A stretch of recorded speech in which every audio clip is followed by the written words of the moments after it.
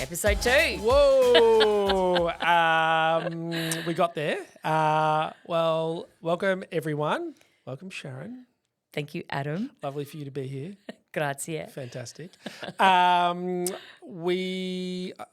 suppose, excited for our second episode. What are we talking about? Yeah, we're going to jump right in today. And this is probably what we spend a large amount of our time with our clients on. And that's the people element. Getting the right people on the bus in the right seat. And I use that analogy all the time. Adam hates it. I love it. I use it, but I always mix it up. I'm like, right places, seats, buses, something like that. One of those ones. We didn't talk about your dyslexia in the first episode. Should we do that? You can cut that out if you want to. Yeah. Jim Collins, Good to Great, for those that love a bit of theory. It's all about the right people. And I think if we consider what we do with businesses, we start with the people part because of the importance it is getting it right. So this episode is all going to be about people. So listen up. Strap in, get ready. Oh, that's a bit rude, isn't it? Too much? Too much. I think the other thing is I think the people stuff and it's kind of neglected a little bit. I think people spend a lot of time like looking at other aspects of their business and they kind of go, and we're going to talk about this in 1 second, but they kind of go, oh yeah, like John's an account manager. He's doing his account management. And they sort of go, oh, well, he's not really doing it the way that I want him to do it and he's not really being successful. And there becomes all these problems and you're like, well, you know, there's a whole back pedal that you need to do before the right person is on the right seat, on the right bus. Yeah. And I think it's somewhat neglected or time isn't allocated enough to getting that right because fast growing businesses, you got to be quick. But you got to still spend the right time on the right things. Oh, maybe I'll get a right time on the right bus. Ooh, yeah, I was literally talking to a client this week and they desperately need to get their next great adult in their business. Yeah.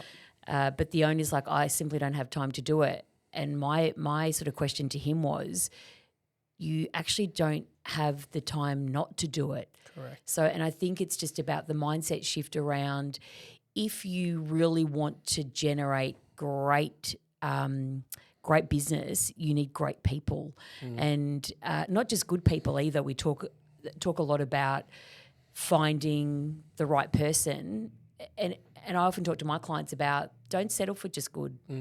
Go out and find your next superstar. And I think, again, we look at ourselves, right, and we're very fortunate. We have an attractive offer for people wanting to join Juno as Juno Advisory.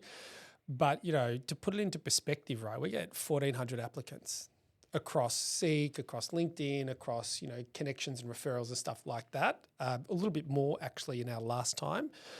And, you know, in order for us, we pick 1 out of 1,400 and it takes us probably 40 hours, maybe a little bit more, a little bit less, depending on if you're taking mine and Sharon's time or just Sharon's or just mine, but I'd say between 40 and 60 hours to recruit one person. Now we appreciate that's a lot, but we're bringing highly skilled seniors in, which take more time for us to get it right. But even saying that, you know, a lot of people, you know, don't spend the right amount of time putting the effort in to do it because they've got other pressures that are forcing them. So, bum on a seat. Wow. We can't speak more terribly of that. We understand that it happens and you've kind of, you know, particularly in fast growing businesses, but spending the time, or I would say, and I'm sure Sharon's going to get into this, is being more organized way further back in the process because recruitment is like the end point of a whole bunch of things that need to have happened previously in order to get it right. And where we see a lot of people recruit for a name. I need an account manager. I need an accountant. I need content expert, whatever it is, right, across all our clients. And they go, okay, but what does that mean for my business? because an account manager for business A and an account manager for business B is very different. They're not identically the same. Sometimes they are, but going all the way back is probably what this episode's about, really. Yeah, I think it's about the building blocks to Yeah. when you need the right person and why you need the right person. And I think that businesses probably don't spend enough time in the planning of that, and really sort of, we talk a lot about capacity planning. Yep. Which tends to go with, as your business is growing, you're going to need to recruit along the way. And what we tend to find is businesses don't do the planning part, and then suddenly they need someone tomorrow and they panic recruit. Yeah. And I think that's probably the best way to describe what we see, is that, it's rushed. It's I've got to have this tomorrow. And it wasn't that the business grew in a day. It had been tracking toward that, but no one sort of said, in 2 months, because of the way your business is growing, you're going to need an extra resource. They just think about it the day that they need the resource. And the rushing also goes into the onboarding and the creating time to get everything. And so there's a real, and then some businesses sort of sit there and go, well, Susie didn't work out. It's like, well, let's kind of have a little look back. She was recruited into the role that wasn't spec'd properly. She had no real framework, didn't have a onboarding process, and then you just left her alone. It's like, well, why would Susie stay? And also I think what happens is, that rush, that panic of recruitment ends up with the wrong person. Correct. And then we all know what happens when you have the wrong person in your business. And someone described once that rush panic recruitment is like a rushed tattoo. It always lasts longer than you want it to. And I've actually got a personal story about that. So my sister and I, we're going to digress for a second. Yeah. I was in Canberra with my sister, and we were getting a tattoo. And you and your sister? Yeah. And we'd waited for a guy that was really good, sort of fine line tattoo artist. Anyway, got to the shop and he wasn't there. And one of the other guys said, "Oh, I can do the work for you." Oof. And we're like, "Oh, we're going to wait for this guy. He's been recommended." Waiting. We're like, fuck. Oops, that was my first drop. We're waiting and we're going, oh, God. And I'm not the most patient person, so I'm like, oh, this guy will be fine. Anyway, this guy was not fine. So like that person that you rush to get into your business that sticks around forever and it's not quite right, I've got one of those tattoos as well. No, terrible. I know. So we go, let's just think about taking the time that you need. And I guess the hardest part is, what does a business do when it doesn't have the time? Correct. It's tough, and there's a couple of alternatives. But I think one of the things that what people don't realise specifically is the cost of getting it wrong. Yeah. And I think that's, there's a financial cost, particularly if you're using recruiters and stuff like that, there becomes a bigger financial cost. But, the cost is around the impact that has on your business. Now, that's somewhat hard to define because you're talking probably opportunity costs and stuff like that. Yeah. But getting the wrong person in is I would always be saying there's a opportunity cost of not having the right person in.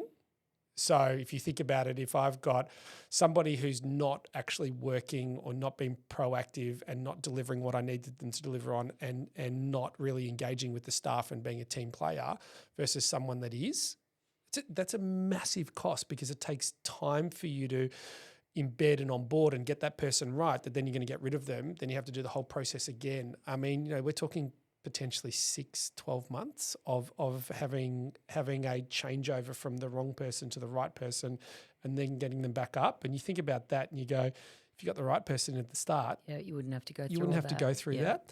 There's sometimes it's because you're rushing it, you don't really make sure that they're matching the company. Well, I would call it the company vibe, but that's just my thing. Getting the wrong, the cultural fit. The cultural fit. Getting the wrong sort of cultural fit in there. That's hugely detrimental, and we see that in business all the time, and we work on that all the time. Where we've just rush. And the other one is, it's really funny. To speak of that cultural fit, I was at an event last night, and they talked about high level growth, and they said, A team of 2, they get 8 new people in to make it a team of 10. And you go, how do you maintain the culture in that when you've recruited more people than what the original culture was? And I'm like, oh, it's a great question. How do you? But, there's all these elements that you look at and you go, okay, the cost, you have to make assumptions, but it is great. And it's more around the opportunity of having, I think, the right person in there doing the right thing, being successful at their role.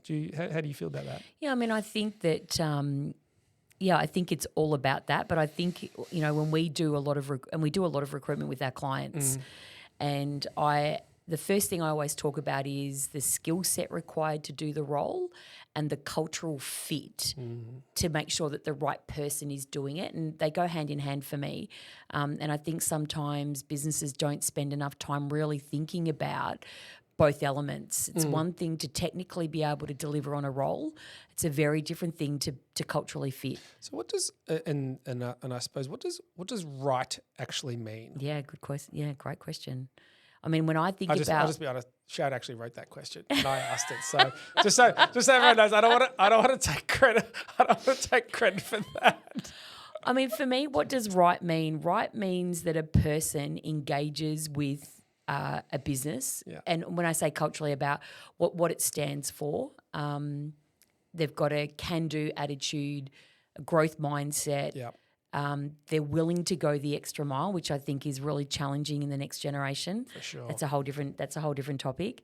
So they've got to have that willingness to want to do a great job. And then the right person has to have the skill set. And one of the challenges that we find with our clients is they've employed their mate, their friend, their cousin, their sister, their brother, their aunt, their uncle, or whatever, and they simply don't have the right skills. Yep. And they're trying to what's the analogy when you're fitting a square peg into a round hole, right?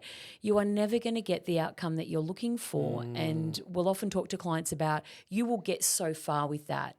But if this is actually where you want to go, that's not going to get you there. That person in that role is not going to get you there. Yeah, I mean, 100%. I think that there's this sort of, if we go all the way back to where you start, right, where you start with this, building, people capability or capacity within the business, right?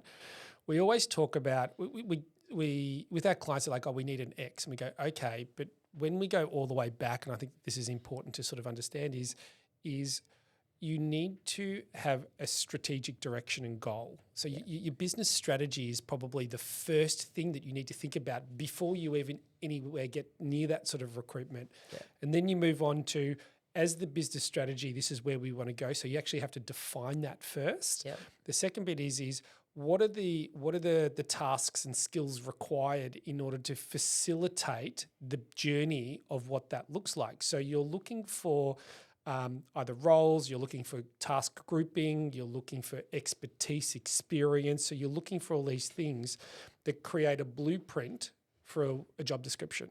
Yep. And then you have the job description, and the job description goes, this is what, as part of the journey, this is what we need at this point in the journey. And as we get, and we would, look, let's talk about a revenue figure of $100. When we get to $80, this is when this role is necessity. Yep. And because we've got we would like to think that our clients have their forecasts and all that kind of stuff, we know that we could probably hit about a month out or 2 months out. If it's a really senior role, there's a longer period that they have to wait. But, all this kind of stuff as you go, it's the plan. Yeah. And you're just executing on something that's already existing. And that's not to say that we're not opportunistic and, if a really amazing person comes in, it's not about just plonking them on the seat. It's about, they're actually allocated 6 months away. Can we bring that role back? What does that look like? What will it cost us? Are we prepared to take that?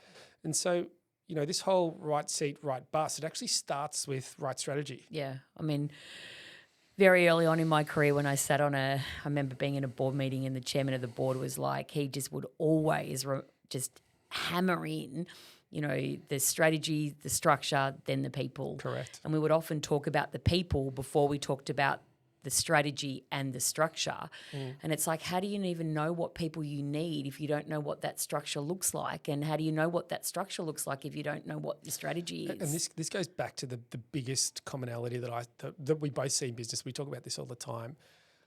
Bum on seat is a reactive strategy to try to find someone, right? The proactive strategy is being more defined about, well, what are we actually doing? How are we going to do it? What does that journey look like? And it's not, we're talking about people, but it's, there's people, there's funding, there's cash flow, there's a whole bunch of things that sit alongside that I'm sure we'll talk about. But, people is the really hard one because it's tricky. There's a lot of differences in people, and there's a lot of, I would say, value, but also getting it wrong, like what we talked about. There's a lot of detriment to getting that wrong, and I suppose, it's this real kind of sort of journey. And when we go into businesses, we talk about position descriptions, and everyone sort of rolls their eyes and goes to sleep and stuff like that, which is fine. But a position description isn't a piece of paper, right? It is something that is driven from the business strategy that folds into a group of tasks that require to be done. And then, surprise, surprise, we need to do those tasks successfully. What does success look like for those tasks? Which then generates this position description that says, this is what this person should do. And then, what sits behind that, we've done this a million times. What sits behind that is, well, what is doing that role unsuccessfully? What is doing that role successfully? And what is doing that role really successfully? And then if you take it to the next step, it's about, well, how do we incentivize for overperformance or you can call it whatever you want. Then once you get to the recruitment process, you've got a really structured blueprint that when you're selling because that's kind of what you're doing in the recruitment process, right? You're selling your business to someone to try to bring them on board. It looks amazing when you've already done all this work and you say, and that's actually links back to our business strategy as opposed to ChatGPT. I'm using account manager all the time. I don't know why, but ChatGPT account manager, great. This is what our PD is, which is actually nothing like the role that they're going to be doing in that organization. Yeah. And it causes this ongoing effect of, well, hang on, that's not my role is. This wasn't sold to me properly. Disgruntled, and then you get all these other detriments along the way of it's not working. Yeah, and I think for some of our clients is that they don't know how to do that. Correct. And I think having been and done a lot of work in this space with our clients, and a particular client comes to mind.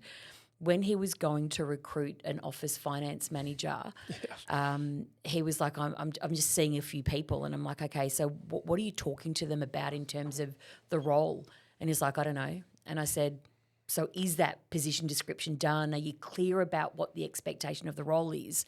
And he was like, no. And I go, let's start there. So to your point, just going back. And when we sat in the interview, we allowed like 45 minutes for the interview. And he goes, 45 minutes? He goes, I only need 5 minutes. He goes, is that how long you spend interviewing potential candidates? I know who you're talking about. And I'm like, it's crazy. But he knew no different. Correct. So it's and has done it the same all the way time. And you know what? He's done it somewhat successfully. Somewhat. Up until a point. Yep. And it's at that point, businesses always get to that. It's at that point, and generally it's either recruiting a more senior role, that I think that happens, or recruiting a first-time role, which is a role that they've never had before, which is, I think, in that case, it's like you got to get that right. Yeah. And you've got to spend the time back here in order to get that right. But I think it's almost like they don't know what they don't know. Correct. So when we went through that process and we sat in an interview, and I actually ran the interview and had very specific questions about what I was trying to get out of this candidate, at the end of the interview, I remember him saying to me, oh my God, like I discovered so much about why I don't want that person in my business that I never would have discovered. I just would have hired them. Yeah. And by the end of the 45 minutes, he goes, I would never hire that person, yet if you hadn't have been there with me, I would have hired them. Correct. And when the candidate eventually came on board, not that candidate, but we went through the process, found a great candidate that met the requirements. We were really clear about the position description and the tasks that they would need to do and the types of questions that we asked throughout the process. He goes, I've just never experienced that before. And when this person came on board, he's like, this was just a game changer for him. But I think it's it's an unfair reality for that, because we go, we've done this. You and I have done this a million times, right? yeah. And we've done a lot of recruitment in our careers. Yeah. And the client you're talking about has done some recruitment specifically in one industry, that's not really strong in recruitment anyway. Yeah. And it's not.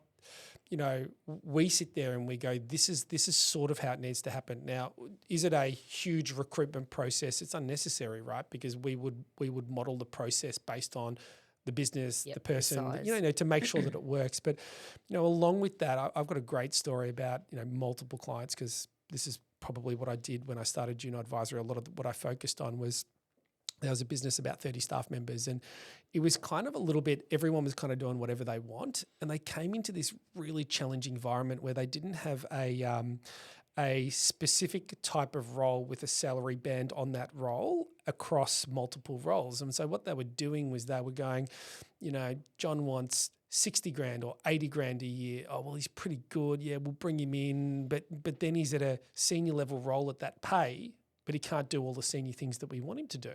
And then they go back and they put pressure on John to do these things that he's never done before, and he's unsuccessful. And I'm like, well, there's you've got to kind of come back to, well, what is your strategy? And we built out, which we tend to do a lot anyway, but we built out 4 or 5 pods in the business, and each pod had, very simplistically, a junior, a mid, a senior, and a manager. Each of those, we did a position description or created a group of tasks around each of those levels. We created a salary band, and we sort of implemented that into the business. Some people left the business because they weren't happy and whatever, and we sort of restarted with that.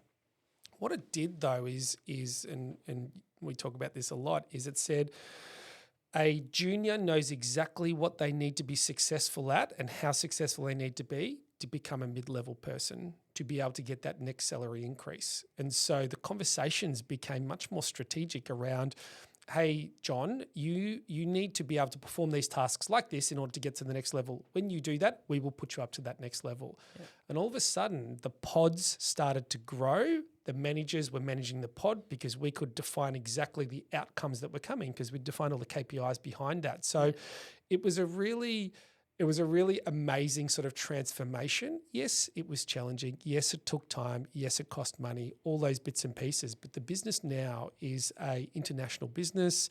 They still use the same structure that I implemented 4 years ago. Yeah. They still use the same salary banding, although they've added a couple of different more roles in. And I go, it's very simplistic.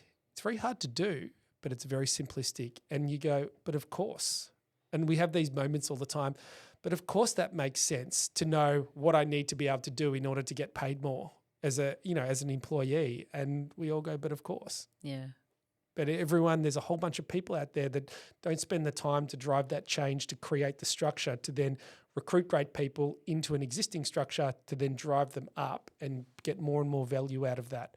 Yeah, and I think it's also recognising that you need people in your business to be actually leading and managing that process as well. For sure. It's one thing to find a great person, but just to plonk them in a business and, let them be, that doesn't work either. Correct. That's just that's just the first stage of getting a great person. It needs infrastructure around it within a business to make sure that they become even better. And that's that whole, whether it's the line manager reporting or whatever. And I mean, we're not going to go into that today, but having great people in your business that can then hold people accountable, celebrate success as they go along, make sure that they are driving back to those KPIs or, key deliverables or whatever was said, becomes the next step in a business. Because if you leave people alone, human beings have that genuine sense of wanting to belong. Yeah. And being in a business is more than just that person,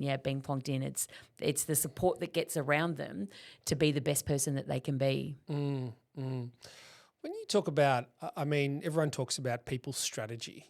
How do you, like with your clients and the clients that you've been working with over the years, how does that play a part against sort of the people strategy, the financial strategy, the growth strategy? Like, how do you marry them all up in the businesses that you work with?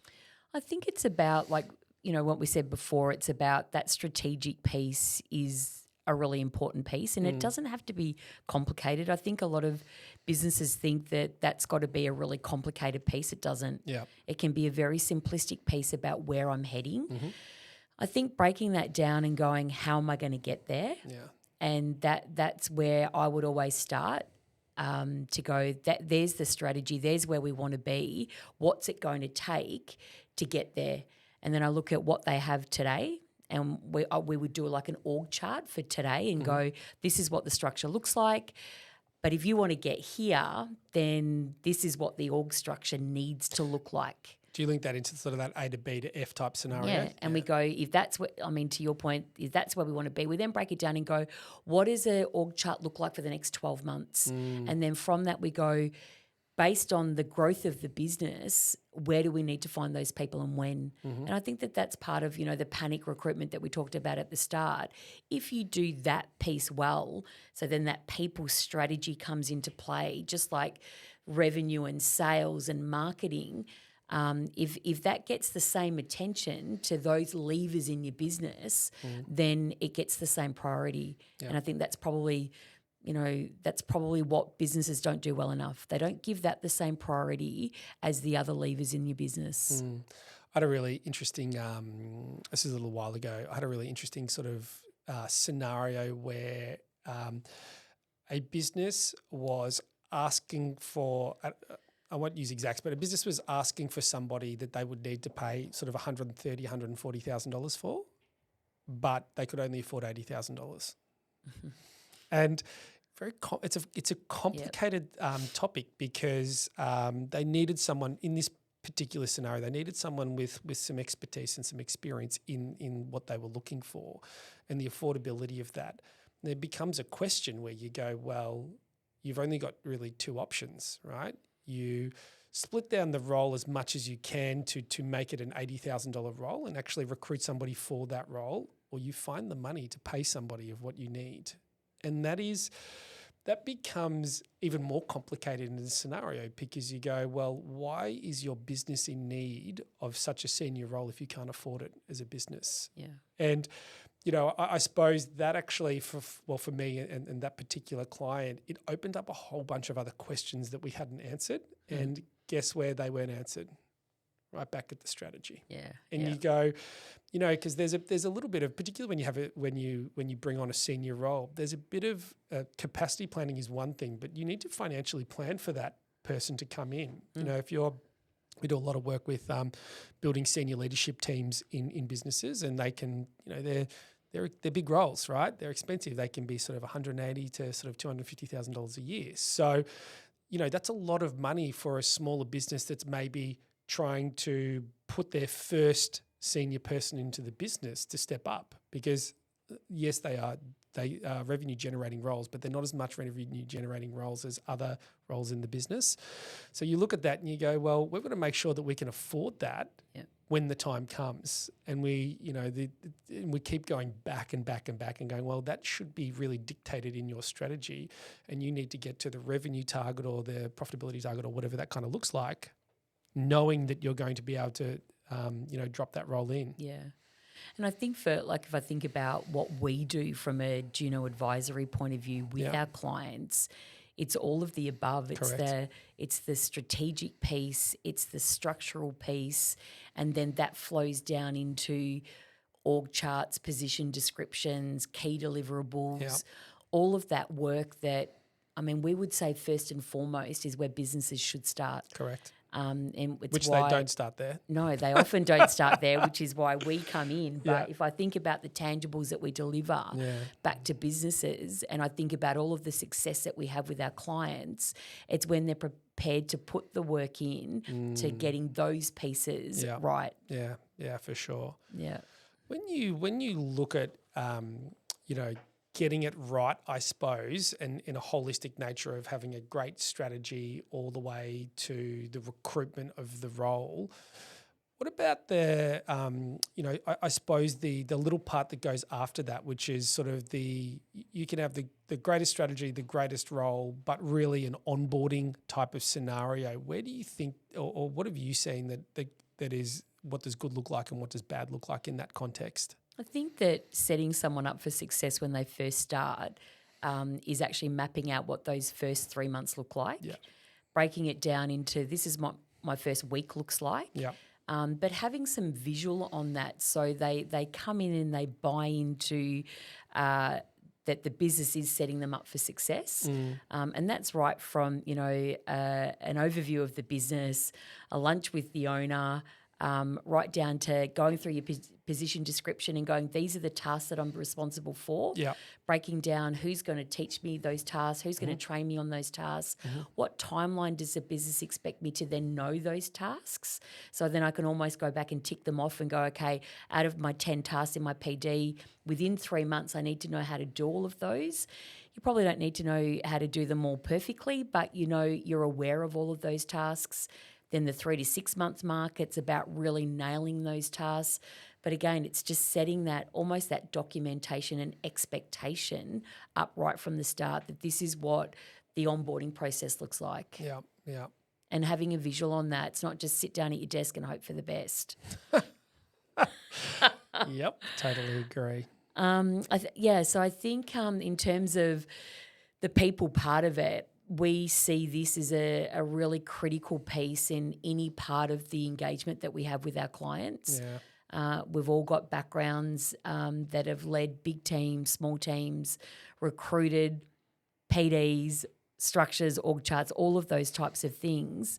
But I think we sort of started this episode with people because we see it as the most important part to get right in a business. And I think also that it's one of the first things as well that we look at when we go into a business. We do, we can get to this in different episodes, but we do like a big unpack, like a half day, like a full day unpack where we open up the good, bad, the ugly and the skeletons that we never find out about until it's a little bit later in the engagement. But, people is always a complicated one. And it's one of those things where it's like, if you get the strategic part of what the people should look like and you're driving towards what it needs to be like, because it's never going to be like that. You're never going to get it perfect, right? No. But at least you've got that. Then you start adding the other business elements alongside that. But you can't deliver a great business without great people. 100% and agree. we at Juno Advisory internally, we have exceptional people, and whenever I talk about all of us, I believe we're at a really exceptional level, but it's also we spend the time, right? We have our strategic plan, we have our org structure, we have what A looks like, what B looks like, and Sharon's probably better at this than me, but CD, and then what F looks like, which is what I sort of work on. But, we have a very clear understanding of, and we sort of pick more of a revenue target and a client target of, when are we recruiting? We know how long it takes us to recruit. We've got track record. We've got a very definitive thing that we're looking for based on skill set and background, based on, and I say the vibe, but based on, the feeling and the genuineness, I think is a big one for us. But that's our little sort of thing that we do. Every business has their own one of them. Yeah. So yeah. Takeaways. What are we taking away from today?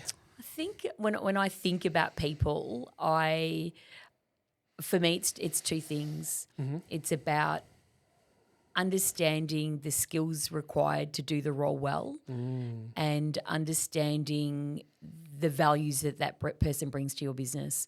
Call it culture, call it vibe, call it values, whatever it is. Every business will define that in their own way, but getting those two elements aligned is gold. And my takeaways are aligned with that, but probably slightly different in a scenario of you've got to find people that can engage with your journey that you're trying to take the business on. Now, that's funny in itself because you've got to define the journey that the business is on to engage the people. But and this is probably the differences in our personality and role as well. Whereas I go, who's gonna come on the Juno journey? You're all going to have, our recruitment process, we get down to sort of 4 or 5 like most people do. But the reality is those 4 or 5 people, they're pretty good, right? They can all really do the job really good. They can all do everything. And, our conversations are around who's going to engage the most with what we're trying to do, adding this sort of value into companies, who can handle multiple clients, who's inquisitive enough to go, hey, that doesn't sound right. They keep digging and digging and digging until they get the answer. Because I look at, that's a big thing for me and also for you as well, because I know we talk about this, but this sort of ability to come in and engage with Juno. Yeah. That's it. Yep. Number Invest two, in your Dad? people. That's what I say. Yeah. And Always. always. And also spend the time Yeah, to do it spend the right. time, Because, to not do it right is super costly. And we've all been there and we've all done it. Yeah, that's right. High fives? High fives. Dad. Till next time.